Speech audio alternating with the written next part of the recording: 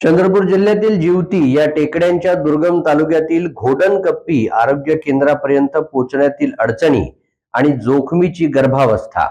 मात्र अनेक आव्हानांवर मात करत आरोग्य विभागाचे कर्मचारी, कुटुंबीय आणि गावकऱ्यांनी दाखवलेल्या एकजुटीमुळे एका मातेचा सुरक्षित मातृत्वाचा प्रवास सुखरूप पूर्ण झाला.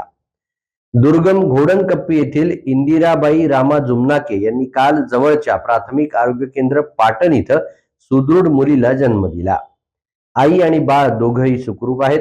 ग्रामीण आणि दुर्गम भागातील गरोदर मातांपर्यंत नियमित आरोग्य सेवा पोहोचवणं हे आरोग्य यंत्रणेसमोरचं मोठं आव्हान असतं. घोडणकप्पी सारख्या दुर्गम गावातही आरोग्य कर्मचाऱ्यांनी इंदिराबाईच्या गर्भावस्थेच्या सुरुवातीपासून त्यांच्या आरोग्याकडे विशेष लक्ष दिलं.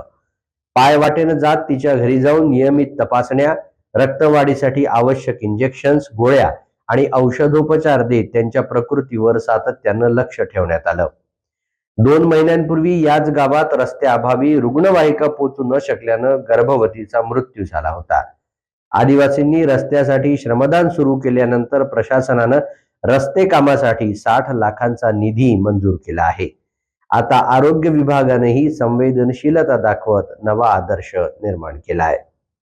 मी डॉक्टर कविता शर्मा, वैद्यकीय अधिकारी, प्राथमिक आरोग्य केंद्र पाटण आणि मी इंदिराबाई रामा जुमनाके, 5व्या खेपेची माता, अतिदुर्गम घोडणकप्पी ह्या गावात राहते.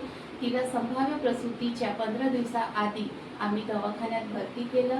भरती करून तिच्याकडे पूर्ण लक्ष दिलं, तिच्या जेवणाकडे पूर्ण लक्ष दिला. 13 तारखेच्या सोनोग्राफीमध्ये ह्या बाळाचं वजन 2.6 kg होतं आणि आज जन्म घेतल्यानंतर बाळाचे वजन 3.1 kg आहे.